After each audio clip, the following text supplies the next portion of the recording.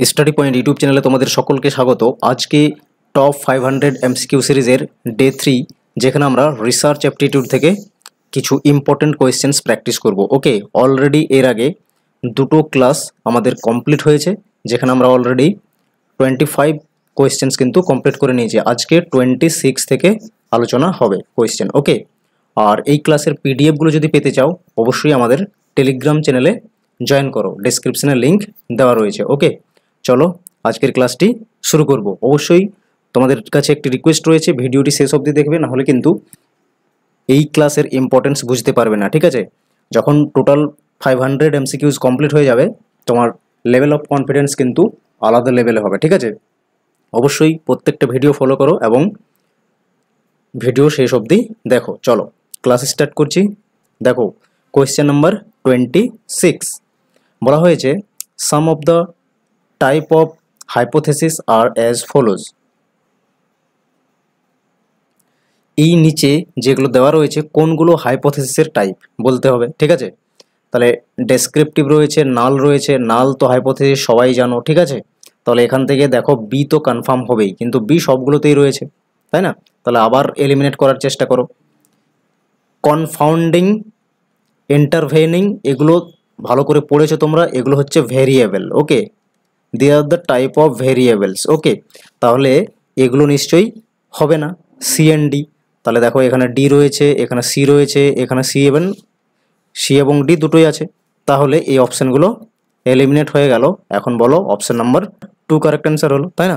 এইভাবে এলিমিনেশন মেথডকে কাজে লাগাবে এবং কোয়েশ্চেন সলভ করবে। ওকে, তাহলে হাইপোথেসিসের টাইপ কি কি পেলে? ডেসক্রিপটিভ, নাল অ্যান্ড এক্সপ্লানেটরি বা কজাল ভেরিয়েবল, কজাল হাইপোথেসিস। ওকে, এই হলো তিনটে টাইপ যেগুলো এখানে মেনশন রয়েছে তার মধ্যে। চলো এরপর নেক্সট কোয়েশ্চেনে আসি। আচ্ছা, এক্সপ্লেনেশন রয়েছে এখানে দেখতে পাচ্ছ, null, alternative and descriptive are the type of research hypothesis, whereas confounding and intervening are the type of variables. Okay, চলো নেক্সট কোয়েশ্চেন নাম্বার 27 দেখো। স্টেটমেন্ট বেসড রয়েছে। স্টেটমেন্ট 1 বলা হয়েছে, exploration is particularly useful when researchers lack a clear idea of the problems okay they will meet during the study. তাহলে বলা হয়েছে যে রিসার্চারের যখন কি না ল্যাক অফ ক্লিয়ার আইডিয়া থাকে about a certain problems or issues যেটা স্টাডি করছে, তাহলে তখনই তো ইউজফুল হয় এক্সপ্লোরেশন রিসার্চ, তাই না? স্টেটমেন্ট 1 কিন্তু কারেক্ট রয়েছে। ওকে, এরপর দেখো স্টেটমেন্ট 2তে বলেছে, through exploration researchers develop concepts more clearly, establish properties, develop operational definitions and improve the final research design. Definitely এটাও কারেক্ট। এক্সপ্লোরেশন যখন করবে তখনই রিসার্চ কি করবে, ক্লিয়ার আইডিয়া পাবে, ফলে প্রপার্টিজ ডেভেলপ করতে পারবে, ডেফিনেশন ডেভেলপ করতে পারবে অ্যান্ড আদার রিসার্চ ডিজাইনও কিন্তু ইমপ্রুভ হবে, তাই না? তাহলে both statements are correct, that means option number 2 হচ্ছে এখানে কারেক্ট অ্যান্সার হবে। দেখো এক্সপ্লেনেশন, বোথ স্টেটমেন্ট তো কারেক্ট হচ্ছে। Exploratory research or exploration is done almost before the research to get a clear idea of the research problem. Research প্রবলেমের clear idea পেতেই কি করা হয়, এক্সপ্লোরেশন বা এক্সপ্লোরেটরি রিসার্চ করা হয় নিশ্চয়ই, তাই না?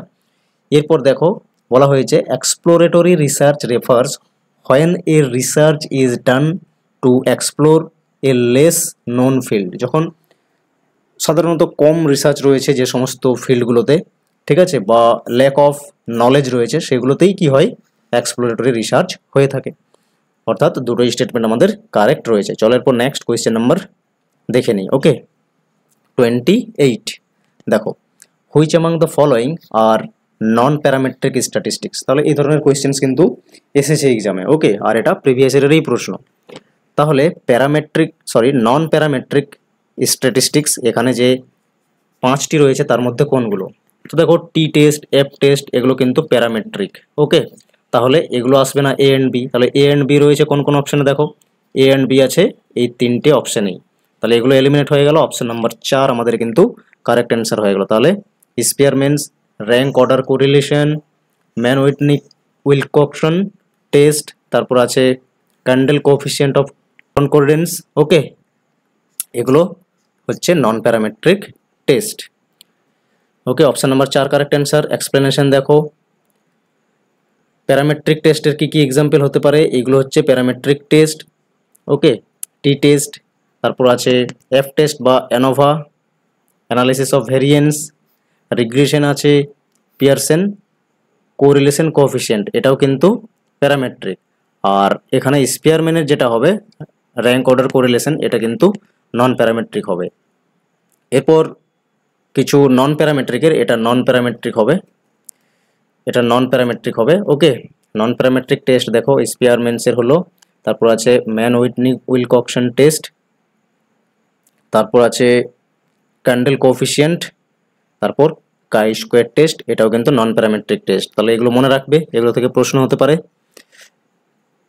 নেক্সট দেখো, এরপর আসছি question number 29, identify the qualitative research design from the list given below. তাহলে এখানে যেগুলো দেওয়া রয়েছে এগুলোর থেকে বলতে হবে যে কোয়ালিটেটিভ রিসার্চ ডিজাইন কোনগুলো।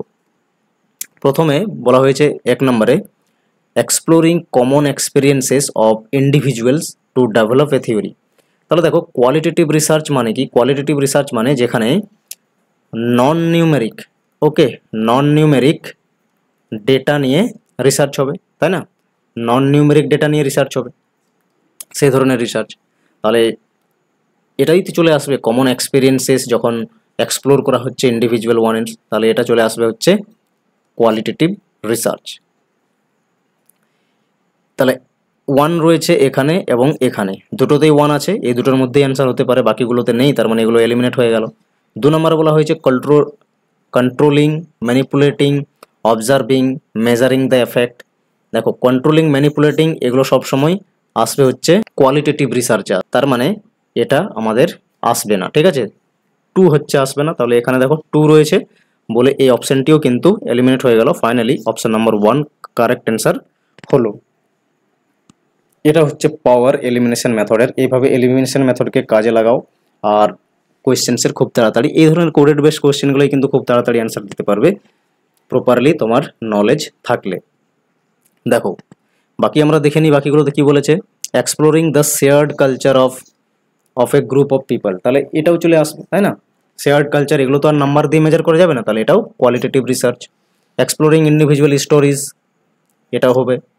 Expanding generalisation from sample to population, sample to population এটা কি হয়, কোয়ান্টিটেটিভ রিসার্চে কিন্তু হয়, ঠিক আছে, কোয়ান্টিটেটিভ রিসার্চে এ ধরনের হয়ে থাকে, তাহলে এটা আসবে না। তাহলে 1, 3 and 4 হচ্ছে কারেক্ট, যা অপশন নম্বর 1 এ রয়েছে। ওকে, এই হচ্ছে explanation. Qualitative research design involves analyzing and interpreting non-numeric data such as behavior pattern, belief system or moral cultural differentiation etc. Okay. Next দেখো question number 30 বলা হয়েছে application of ICT in research is relevant in which of the following stages। এগুলোর মধ্যে কোন জায়গাগুলোতে আইসিটির application রয়েছে রিসার্চে। Survey ও related studies, ওকে হতে পারে, ঠিক আছে, পরে দেখছি, বাকি এলিমিনেশন করে নেবো যেগুলো স্ট্রং নেগেটিভ সেখান থেকে। Data collection in the field, তো দেখো এই যে পয়েন্টটা data collection in the field, তো data collection in the field ICT করে দিতে পারবে না, ডেটা কালেকশন তোমাকে নিজে গিয়ে করতে হবে ফিল্ডে, তখন সেটা হবে ফিল্ডের data collection. Data collection in the field মানে রিসার্চারকে নিজেকে ইনভলভ থাকতে হবে, নাকি আইসিটিকে ইনভলভ থাকতে পারবে, নাকি আইসিটির দ্বারা করতে পারবে। ওকে, আইসিটির দ্বারা করা মানে কি, সেখানে আর ফিল্ডে গিয়ে হচ্ছে না, সেকেন্ডারি ডেটা আইসিটি প্রোভাইড করবে, যেগুলো অলরেডি পাবলিশ সেগুলো তুমি অ্যাক্সেস করতে পারবে through the using of any ICT tools, আর যেমন ইন্টারনেট এগুলো থেকে সার্চ করে বের করতে পারবে। তাহলে এটা কিন্তু আসবে না 2। ওকে, তাহলে 2 দেখো এখানেও রয়েছে, এখানেও রয়েছে, এখানেও রয়েছে, এখান থেকেই তুমি বলে দিতে পারছো অপশন নাম্বার আমাদের 2 কারেক্ট।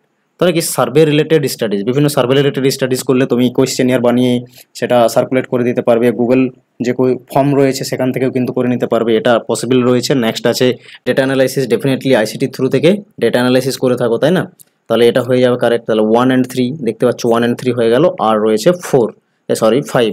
তাহলে রাইটিং দ্য থিসিস, এটা তো তোমাকে নিজে লিখতে হবে, আইসিটি তো লিখে দেবে না, তাই না, তাহলে ইন্ডেক্সিং দ্য রেফারেন্স, এটা তুমি হচ্ছে আইসিটির ইউজে করতে পারবে। তাহলে হয়ে গেল আমাদের অ্যান্সার 1, 3 অ্যান্ড 5 অপশন নাম্বার 2তে রয়েছে। ওকে, দেখো এক্সপ্লেনেশন, অপশন নাম্বার 2 কারেক্ট। আর এখানে বলা হয়েছে ICT or information communication technology helps in getting access to the information and secondary data which is used for research. তাহলে বিভিন্ন ইনফরমেশন অ্যাক্সেস করতে হেল্প করবে এবং তার সাথে সাথে সেকেন্ডারি ডেটা গেদার করতে হচ্ছে আইসিটি হেল্প করে থাকে।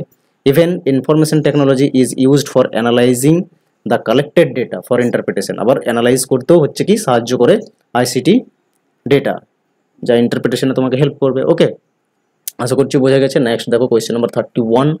এখানে লিস্ট 1 এবং লিস্ট 2 রয়েছে, যা ম্যাচ করতে হবে। দেখো 1-এ বলা হয়েছে হাইপোথেসিস। হাইপোথেসিস কি? এখানে যে অপশনগুলো দেওয়া রয়েছে 5টি রয়েছে, লিস্ট 2তে যেগুলো দেওয়া রয়েছে দেখো কোনটার সাথে ম্যাচ করছে, তাহলে 3-এর সাথে ম্যাচ করবে। হাইপোথেসিস হচ্ছে a tentative statement indicating potential solution of the problem of study. ঠিক আছে, মানে কি রেজাল্ট হতে পারে এটা যখন টেন্টেটিভলি অনুমান করা হয় তখনই সেটা হাইপোথেসিস। তাহলে 1 হচ্ছে 3-এর সঙ্গে ম্যাচ করছে, একটাই অপশনে রয়েছে, অপশন নাম্বার 4ই তাহলে কারেক্ট অ্যান্সার হবে, তাই না? বাকি দেখো স্যাম্পল হচ্ছে কি? স্যাম্পল হচ্ছে এ সাবসেট, 4-এ রয়েছে a subset drawn from a define set. Okay, যখন যে টার্গেট পপুলেশন থাকে যার উপর স্টাডি করছো তার থেকে যখন কয়েকটা স্যাম্পল সিলেক্ট করে রিসার্চ করছো তখন হচ্ছে সেটা সাবসেট, মানে ওই ডিফাইন্ড সেটের। ওকে, তো এটা চলে আসছে স্যাম্পল 4-এর সাথে। দেখো 2, 4-এর সঙ্গে ম্যাচ করছে। রিসার্চ ডিজাইন কি? রিসার্চ ডিজাইন হচ্ছে conceptual framework for conducting research, এটা চলে আসবে 5-এর সঙ্গে ম্যাচ।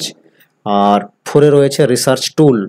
রিসার্চ টুল হচ্ছে techniques used for collection of facts and information, এটাই হচ্ছে রিসার্চ টুল, যার থ্রু থেকে কি করা হয় না, রিসার্চ টুল হচ্ছে টেকনিক যার থ্রু থেকে ফ্যাক্টস অ্যান্ড ইনফরমেশন কালেকশন করা হয়। তাহলে অপশন নাম্বার 4 কারেক্ট অ্যান্সার হলো আমাদের এখানে, option number 4 correct answer. Okay, next দেখো কোয়েশ্চেন নাম্বার 32। 32তে বলা হয়েছে in which of the following research method an empirico inductive paradigm is employed. তাহলে এমপ্রিকো মানে কি? এমপ্রিকো মানে হচ্ছে রিয়েল অবজারভেশন অ্যান্ড এক্সপিরিয়েন্সকে বোঝায়। ওকে, আর ইন্ডাকটিভ মানে কি? ইন্ডাকটিভ মানে স্পেসিফিক থেকে যখন জেনারেলাইজেশনের দিকে যাবে স্টাডিটা। ঠিক আছে, তাহলে স্পেসিফিক মানে স্পেসিফিক ফ্যাক্টস অ্যান্ড ইনফরমেশনকে আগে গেদার করা, প্যাটার্ন আন্ডারস্ট্যান্ডিং করা, তারপর গিয়ে ওই প্যাটার্ন অ্যাকর্ডিংলি কি কনক্লুশন বা রেজাল্ট ড্র করা, মানে জেনারেলাইজেশন করা। ওকে, এটা যখন বোঝাচ্ছে তখন সেটা হচ্ছে ইন্ডাকটিভ। তার মানে কি? এটা definitely qualitative type of research, যেটা ফিল্ড স্টাডি হয় সেখানে কিন্তু অ্যাপ্লাই হবে। তাহলে দেখো এথনোগ্রাফিক প্রোব এটা চলে আসবে, কেস স্টাডি এটাও হবে, 1 and 2 হবে, আর এদিকে ন্যারেটিভ মেথড এটা কিন্তু আসবে। ঠিক আছে, বাকি এক্স পোস্ট ফ্যাক্টো মেথড আর এক্সপেরিমেন্টাল মেথড এগুলো কিন্তু কোয়ান্টিটেটিভ বা ডিডাকটিভ অ্যাপ্রোচে হয় এই রিসার্চগুলো। ঠিক আছে, সেজন্য হবে না। তাহলে 1, 2 and 4 হচ্ছে correct answer, option number 3 correct answer হচ্ছে এখানে। ওকে, এখানে দেখো এক্সপ্লেনেশন রয়েছে empirico stand for data by observations and in inductive research is for specific to generalization. In inductive framework researcher collects data from experiments, surveys and experiences. Okay, তাহলে inductive মানে যেখানে researcher কি করবে facts and ইনফরমেশনগুলো যেগুলো specific হবে regarding studies সেগুলো এক্সপেরিমেন্টসের through বা সার্ভে বা এক্সপেরিয়েন্সের থ্রু কি করবে গেদার করবে। আর then researcher tries to develop a generalised theory, তারপর প্যাটার্ন আন্ডারস্ট্যান্ডিংয়ের পরে থিওরি জেনারেলাইজ করবে। ওকে, এভাবে হয়ে থাকে। এরপর দেখো next question number 33। The objective of Indian government behind setting up HEFA higher education finance agency is to provide financial support for.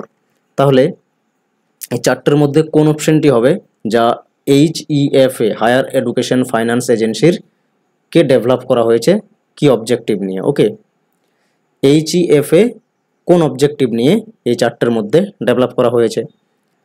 তাহলে দেখো এটা ডেভেলপ করা হয়েছে অপশন নাম্বার 1-এই রয়েছে improvement of infrastructure in premier institutions of the country. Okay, আমাদের কান্ট্রিতে infrastructure ইনস্টিটিউশনের develop হবে সেই রিলেটেড ফান্ডিং এজেন্সি হচ্ছে।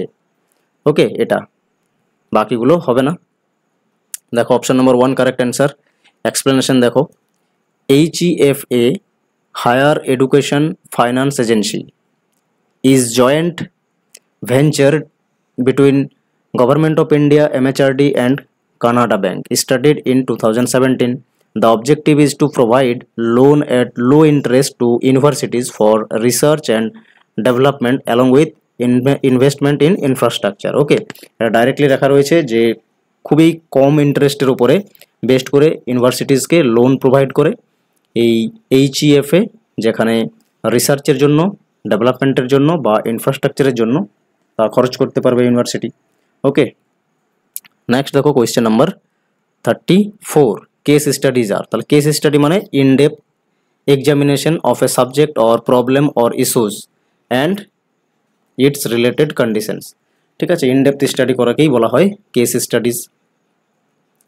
Okay, দেখো case studies is a method in which researcher will investigate an event or situation in depth. Okay, they will identify the major areas of concern in that case and try to understand the reason or condition for that. তাহলে in depth study করে কোনো major concern কি বা তার causes কি এবং তার solution কি, এগুলো হচ্ছে ফাইন্ড করা হয়ে থাকে কেস স্টাডির থ্রু থেকে। নেক্সট দেখো question number 35, which of the following coordinates, promotes and fund research activities of all social science disciplines?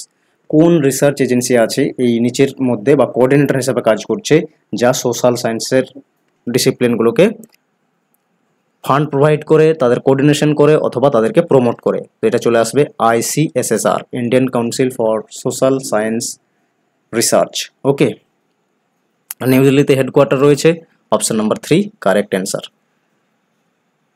দেখো the ICSSR Delhi provides funds, grants, fellowship for projects in social science. It also look after the publications, collaboration, etc. in the field of social science. ওকে, এই হচ্ছে explanation. আশা করছি সমস্ত কোয়েশ্চেন্সগুলো বুঝতে পেরেছো। আর এই ধরনেরই class series পেতে অবশ্যই চ্যানেলটিকে সাবস্ক্রাইব করে রাখো। আজকের মতো এই প্রশ্নগুলোই ছিল, নেক্সট ক্লাসে দেখা হচ্ছে। Thank you.